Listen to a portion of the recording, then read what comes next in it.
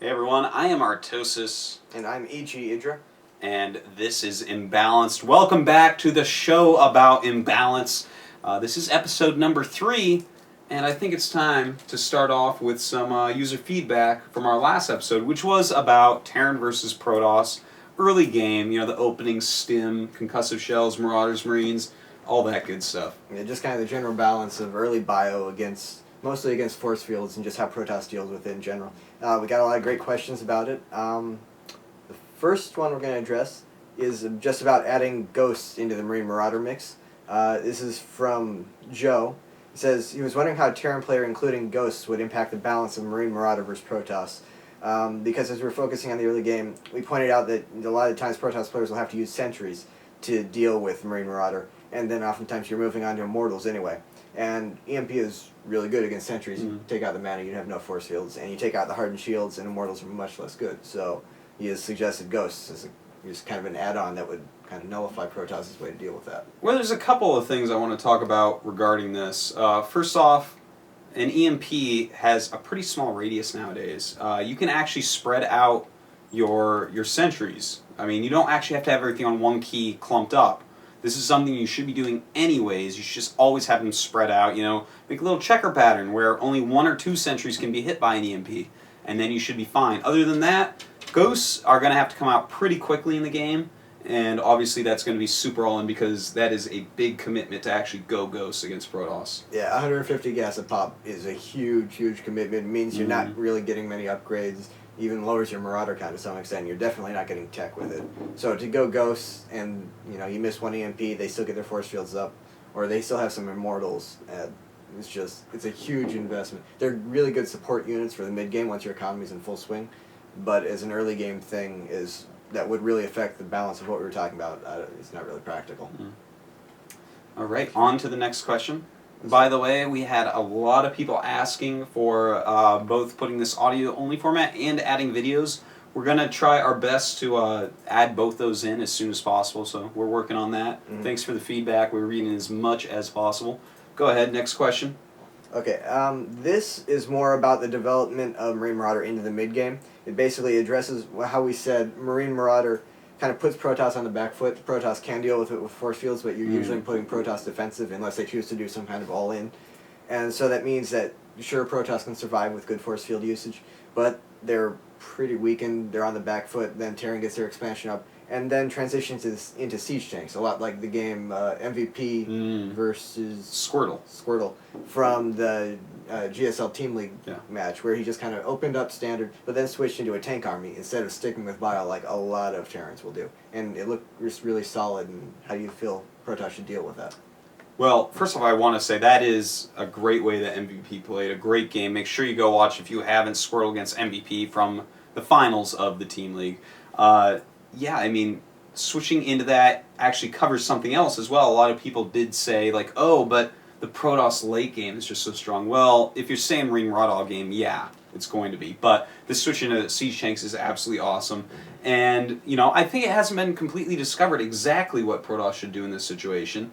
But I think that, of course, that game showed us some good ways. You can use some VoidRays, you can use a lot of charge Zealots, you can use Immortals to try to tank some of that damage.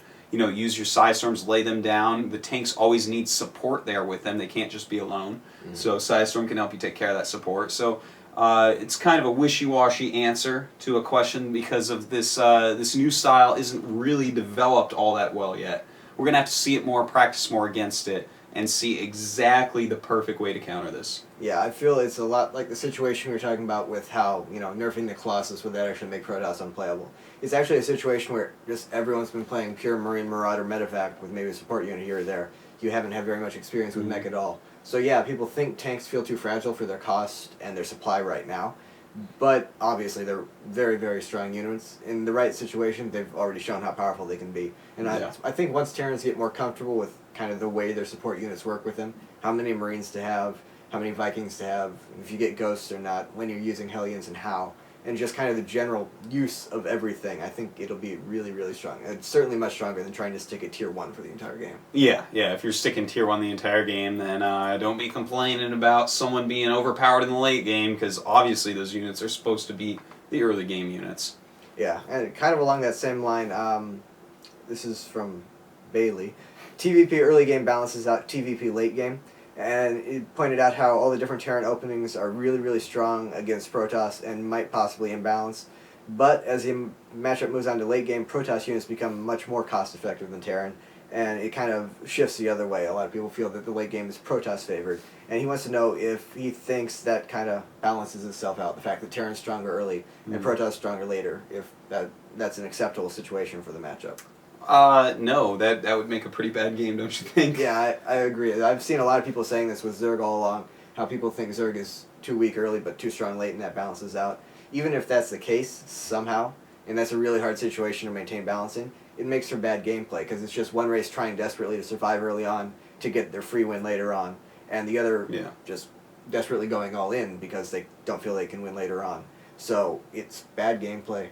And then it's a very hard situation to balance because as every little defensive or offensive timing that gets tweaked, that throws it in or out of balance, and it's very fragile. Yeah, that would be just a terrible game to play, I think, if it was based like that, which I don't think it is. And as I just said to the last question, actually, if you're just using Marauder all game, yeah, you're going to feel like Protoss is going to be overpowered in the late game, but it's not the case. If you do something like MVP did, switch into some siege tanks, I mean, go back, watch that game. If you haven't seen it yet, Squirrel vs. MVP, an amazing game. And basically, MVP spent money getting mech upgrades early, knowing he was going to have to switch into that later. He did not spend a ton of money upgrading his Marines and Marauders. They were still very useful. He still did a lot of drops, supported stuff, kept mobility, kept some map control for a little bit, but transitioned into Terran units, which are going to be very cost-effective in the later game, like siege tanks, obviously. So I think that's a much more healthy way to look at it. And so I don't see any real problems in that balance yet. We haven't seen enough well played out late games of TvP to really comment on that yet. But no. Yeah, and people will comment that Protoss actually ended up winning that game, but it was one of the first times we've seen the strategy, and obviously worked out very well. And it was on a map that, honestly, I think is pretty Protoss favored. Like, his teammates said they were expecting Squirtle to win that, even though he's against MVP, just because of the map. It's a huge map, a lot of spread out expansions. He got away with a double Nexus right away. Yeah. Protoss had a lot of things going for him there, and he responded pretty well. Lots of Immortals, some good mothership usage. Yeah. And the really tank-heavy army still nearly won the game. Like, if that last push he hadn't thrown away all the tanks, would have been fine. So I think that shows there's a lot of potential in this kind of game. Yeah, there is. And again, basing your idea of balance off of one game that was played under, like, the most abstract circumstances of this is, like, the first TvP we've seen on this map professionally. Yeah. These two players are under tremendous stress being in this team league at the finals for their team. You can't really base it off of that one game. So, again, we're just going to have to see that develop more, but I think MVP really showed us that you shouldn't be complaining. Even if you open Marine Marauder, there's no room to complain yet about the late game of Protoss before, this gets checked out a bit more. Okay, and this is from Daniel. It's about Zealot Charge, if it should be earlier or cheaper. It just basically talks about how Zealot Charge is a really good ability. It makes Zealots much more effective. Right now, with concussive shells, Stimmed Bioarmy is basically invincible against Zealots. Like, they can kite them continuously. And this suggests just making the Zealot Charge upgrade a lot cheaper, so it's more on par with the resources required for the Terran upgrades, the really cheap stim and concussive grenades, and if that would be just a fair thing, it would be a good way to balance the matchup. I don't like that idea all that much, and here's the thing. Zealot Charge actually overlaps early game with the other units. For instance, if you want to take on a very small amount of Marines and Marauders, you're going to use a few Zealots to tank damage and chase them while they micro away, and then the Stalkers deal the damage because they're quicker, they're going to chase them down and do the damage. Otherwise, you might have Zealot Sentry, and this is where it really, really overlaps. You use the force fields to stop units from actually running away from the Zealots, and then the Zealots can hit them. If you have Charge as well, they might micro out of the way before you can even use your sentries. It's almost pointless in the early game. It's really, in my eyes, a much later game upgrade. In fact, if we had Charge early, I feel like we'd have more Protosses that had a harder time rising up through the ladder because quick Zealot Charge runs out of steam very, very, very quickly. I mean, Zealots build very fast. They use a lot of resources, especially in the very early game is what I'm talking about, of course. But yeah, it's not a long-term thing. Like, Speed Zealots can be great later on. Marine Marauders are always going to be a little bit better. You should learn how to do the force field type stuff instead. Yeah. It's not really something you want to focus on. It's just like something that makes your army better once you already have a ton of resources. But investing in it early game is not really a good response to anything. It's just not an early game ability.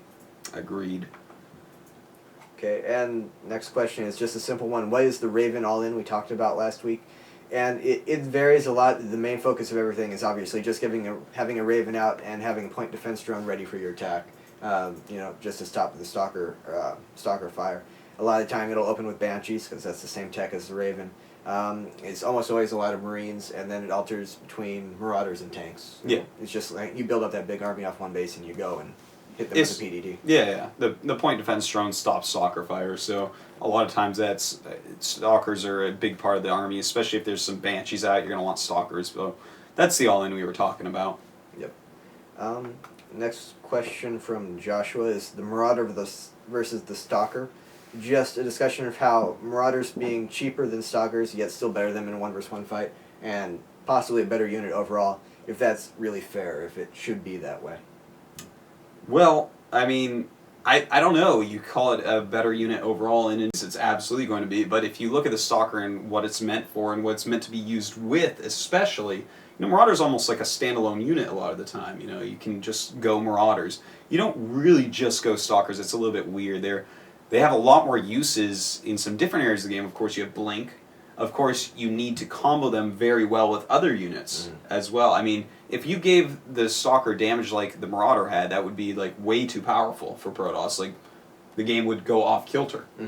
Yeah, I think Protoss is a lot more about the high-tech units, and Terran, while its high-tech units do have a lot of strength that hasn't been explored yet, the Marine Marauder is always designed to be kind of their bread and butter. Protoss gateway units are much more about the synergy between them. You use Zealots, and especially Force Field, together with the Stalkers to really balance out the early game, while you're heading more towards Colossus and Templar, and then use the Stalkers more as support. Whereas Marauders are always going to be pretty beefy damage dealers within the army. So, yeah, they both have their own different strengths, and cursory glance, it might seem better, but really I think it's pretty fair within the game as a whole.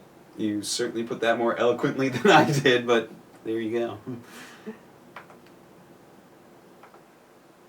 Okay, and our last question for this week is just kind of asking about Terran mech. Just says you very rarely see it, sometimes in TvP, but Blink, Charge, Air, Immortals, it seems like Protoss has a lot of options to really counter mech, and if you think there's a way to make it good, or if it deserves more usage. I think we mentioned it just briefly last week when we were going over these openings that conversely you can actually use mech in Terran vs. Protoss now, and we're going to see a lot more of that. It's got a lot of potential. In fact, right now on the Korean server, it's popping up a lot. A lot of people are starting to practice it. People are like, okay, Marine Marauder's getting a little bit figured out. It's hard to play late game with that. Let's try some mech builds. And mech works against Protoss. It absolutely does. I think you said it very well when we were talking earlier, and you mentioned getting rid of the VoidRay speed upgrade was one of the best things that has ever been done in this game, because that makes mech very viable. You can't run away from Vikings anymore, and believe me, you can actually go mech in TvP right now, and I think we're going to see a big rise in that as people figure it out better and better. Yeah, really, in a matchup where that has both the Colossus and the Templar, I can't see Marine Marauder, just anything bio-based, really being the long-term solution. And mech, it is more difficult to play, I think. I think you have to have more familiarity with more different aspects of the game. It is more difficult to execute. But I think it has plenty of strength, and once people get comfortable with that, and they're forced away from Marine Marauder just because it's not as good anymore, I think we'll see a lot more mech usage in the near future. Yeah. And that's all our questions for this week. Again, feel free to email us at imbalanceshow@gmail.com. If you have a question, put the word question and a short description in the subject. And if you have an actual discussion topic for us, something with a bit more meat that deserves real in-depth thought, put the word topic in the title, and again, a short description. All right, yeah, so we got a lot of feedback once again. We went through as much as possible. We read as many of the forum posts as possible. We're going to continue to do that. We're taking somewhat seriously most of the things said to us. So yeah, we're going to try to add in an audio version. We're going to try to add in some video clips. We're not going to do that this week. We didn't really have anything ready. We really just kind of talked about it. So, yeah, anyways, we're going to go into the discussion now. Yep. And this is going to be a pretty good one because recently there has been a strategy that has popped up, notably a lot in the Korean server, but I think it's probably popping up everywhere a little bit. And this is the 2-base VoidRay Colossus build. If you didn't watch the GSL Team League, do it. It was awesome. It was the best thing I've ever seen in StarCraft 2. And I'm Younghwa against Kyrix Zenix. Especially, that's the strategy we're going to talk about here.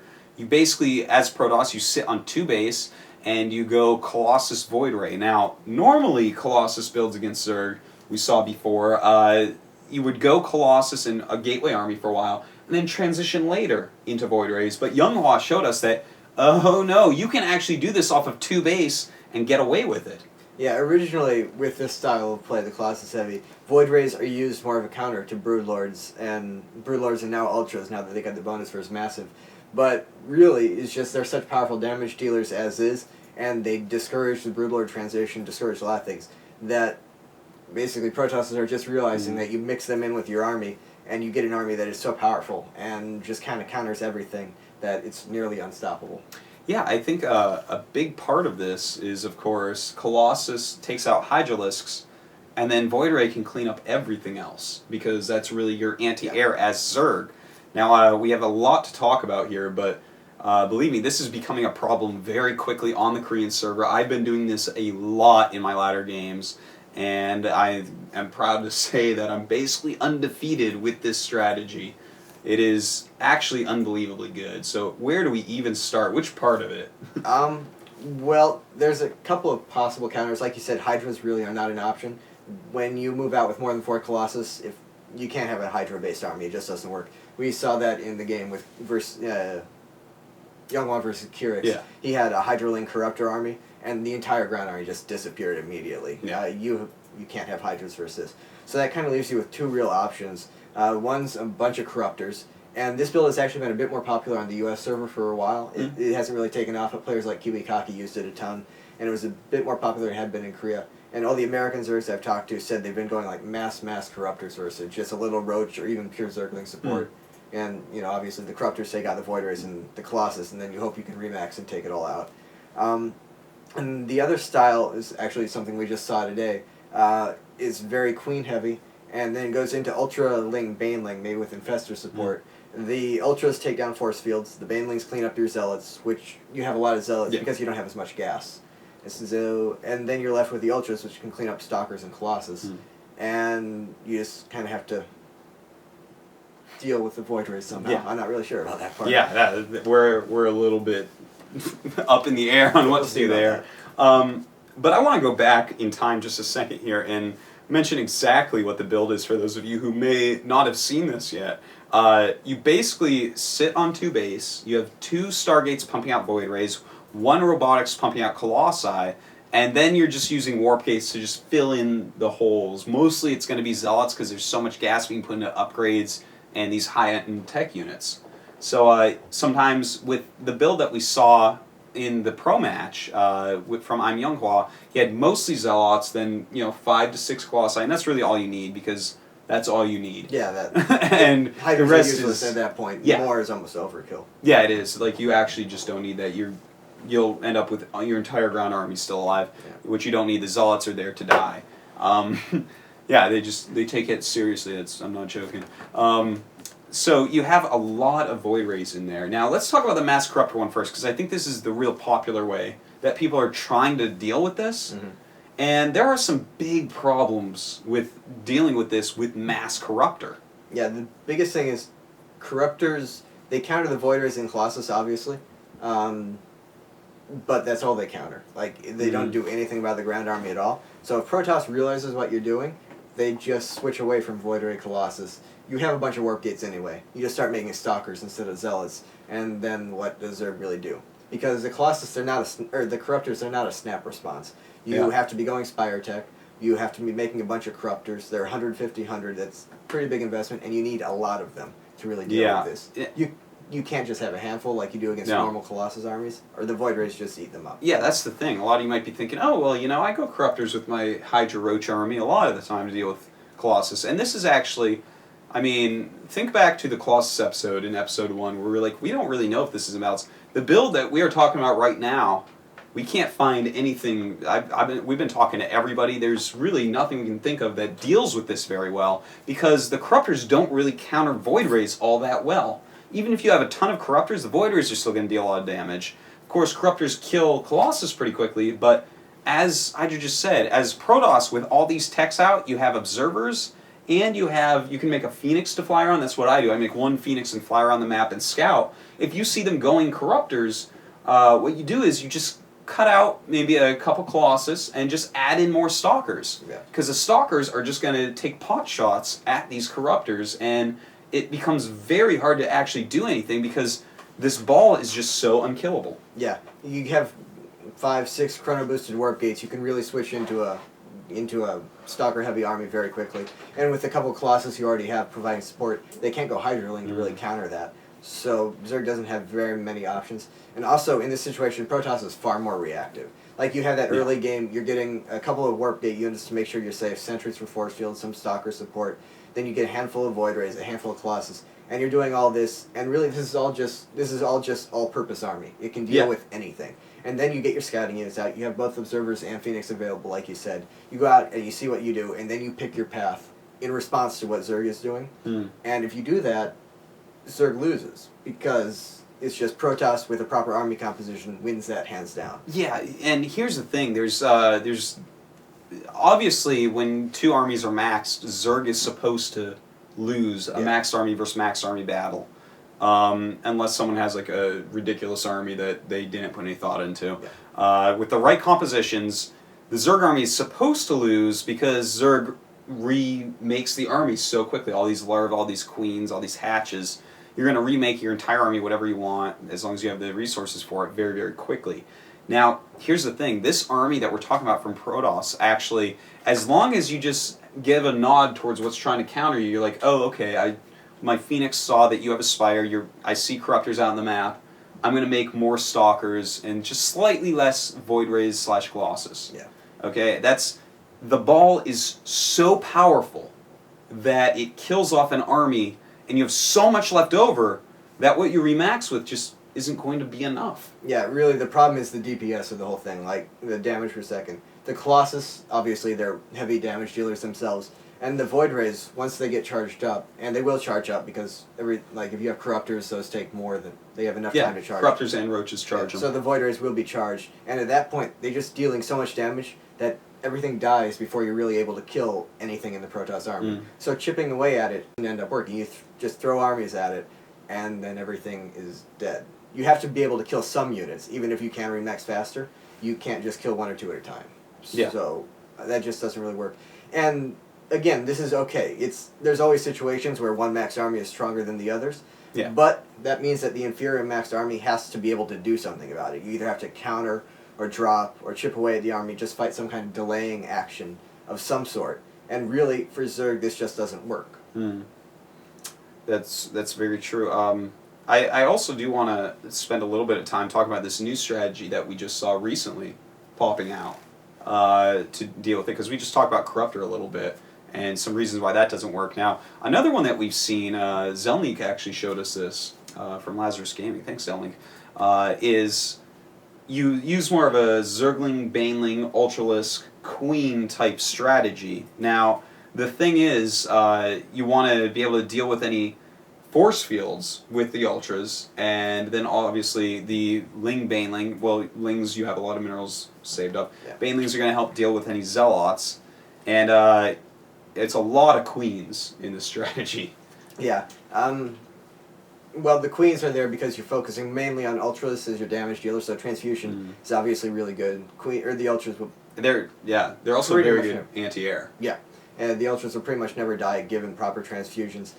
But again, the problem is, first off, it's very much so a hard counter. You're depending on Zerglings throughout the entire mid-game. And again, Protoss has a lot of good scouting options. So really, if Protoss sees that and starts focusing more on a Warp Gate army, does a 3 Colossus timing push instead of waiting for the Death Ball, I think that would be very dangerous. But above all, you are depending on 10 Queens for your anti-air. And Queens are they have a lot of HP, they have transfusion, they don't die quickly. But if you see that and focus on Void Rays, that's still only 10 Queens versus 2-star Void Ray. That's not going to work out well for Zerg, and you don't really have any other anti-air available. And the other thing is that VoidRays, when they're fully charged and you have a bunch of them, like you've actually been chrono boosting 2 Stargates for a while, if you have about 20 VoidRays, you actually start, and they're charged up, you start like one-shotting everything. Transfusion no longer is really an option. Yeah. So as long as you really keep your balance of units right, I mean, yeah, your first attack with that might roll through most of the ground army, but then the VoidRays are sitting there just owning everything, and I don't know, it's just, it's a cool idea, but I think that, you know, as long as, against a brainless Protoss, that's going to work. Yeah. But if you have a top Protoss that's scouting a lot, it just seems like, oh, I don't know, man, is there any way to actually stop this VoidRay Colossus thing, or is there going to have to be some sort of nerf or buff? Yeah, and again, their big point was the fact that Protoss does have the scout, but it is really easy for Protoss to scout. Yeah. They have both Phoenix and Observer open to them. And You can get hallucination if you want. Yeah. And another big point is that you can prevent Zerg scouting pretty well. You have Void Rays out, you can chase off Overlords. Obviously, they're not getting anything in through the front. So it's real. Zerg can't play the responsive game here, and even if they do, the Protoss response is better. Protoss is the one that's able to counter what Zerg is doing. Zerg has to just hope that Protoss doesn't respond properly to them. Yeah. Yeah, that's not a good way to play. You know, as we do near our time limit, because we're gonna try not to make hour episodes anymore. I understand a lot of you are like, wow, I love you guys, but Not I don't that want to much. sit there, yeah, for an hour. So we're gonna try to cut them at about 30 minutes. But I don't know. What do you think about this? Well, the one other thing I wanted to point Oh, out, okay. like I was kind of leading into it before, is the fact that the inferior army is often supposed to be more mobile. It's supposed to be able to counter or drop or do something to buy time to build up that big reinforcement or anything like that. And the problem here is that it is a 2-base build. You only need to sit on 2 base and get that one big army. You don't have to worry about being solid or stable behind it. The fact you're on 2 base makes it really, really easy to defend. You just sit with your army in your base and you're completely safe the entire game. And then even once you move out, it's very, very limited. You leave a couple of sentries behind, throw up a force field. Yeah. Or just run your Colossus and VoidRay back since they're incredibly mobile and cliffs don't matter. It's just very, very hard to do any kind of damage. And also, the fact that buildings completely wall, that almost completely negates Zergling counters, which have always been like very crucial to Zerg in terms of mobility, even back to StarCraft 1. The fact that you can't do Zergling counters anymore, essentially, puts a huge crimp in playing that kind of harass counter-based style for Zerg. Yeah, and here's the thing: we've tested it versus this. We've tested against people who drop. We've tested against people who take the entire map. We've tested against people who overdrone, who underdrone, who mass corruptor, who go mass ultras, you know, with mass queens. We tried all these various different things, and it just seems like, I don't know, I really, as a Protoss player, I've done this a lot recently. You know, I have a few days off here, and I've just been crushing the Korean ladder with this. I mean, it's hard to see anything, and I feel like there's going to have to be some sort of buff for Zerg or a nerf for Protoss. But if you nerf a part of Protoss to fix this, such as the VoidRay, that unit might disappear. So I'm almost feeling like, oh, there needs to be some sort of corruptor buff. Yeah, really, I feel that buffing Zerg is the proper way to go at this point. It was actually something Jinro mentioned earlier, like a lot of the time Blizzard has been trying to nerf the stronger race, and that's just kind of been making the game more fragile, easier for someone to die instead of easier for someone to survive. And I think it's going to create a lot better gameplay if they focus on buffing the weaker race. In this case, I think buffing the Corruptor would be a pretty good way to go, given that VoidRay and Colossus are the two problems here. Yeah, I mean, I'm trying to think of what else can possibly happen, because I don't, these episodes we've been like, I don't know, let's watch it develop a bit more, but we've gone over this with a fine-tooth comb, and I have to say, as a Protoss player, it's overpowered. It's too strong. The fact that this ball just does not die. Yeah, and the fact that Protoss can make themselves so unassailable while getting to it. Yeah, it's just you can't actually do just sit anything in your base. Yeah, that's another point. It's so easy to execute, which isn't really something that should be considered too much in terms of balance. But here, it's just there's actually nothing Protoss needs to do except make units scout up to a base. little bit. Yeah, scouting and responding to the unit composition is the sole factor here for Protoss. Yeah. So, I don't know. I'm going to go ahead and, this is the first time we've done it on the Imbalanced show, but I'm going to go ahead and say this build is actually imbalanced. This unit combination against Zerg of a properly balanced army of VoidRays, Colossus, and some other units, I I don't think that anything short of a buff or a nerf is going to change this all that much. The army is just too good, and you don't even have to attack, man. Yeah. You don't even have to attack. No, it's so easy to not have anything happen to you and then get this invincible army. It's just, I don't think it's fair at all. Yeah. All right, It is so imbalanced. we finally have agreed on an imbalance in StarCraft 2. So I don't know. I hope that something changes. I'm gonna stop practicing the build because I think it's just too good. Something's got to give, man. So yeah, that's about it. And guys, thank you so much for watching. Again, email any stuff to imbalanceshow@gmail.com and discuss. Go forth and discuss.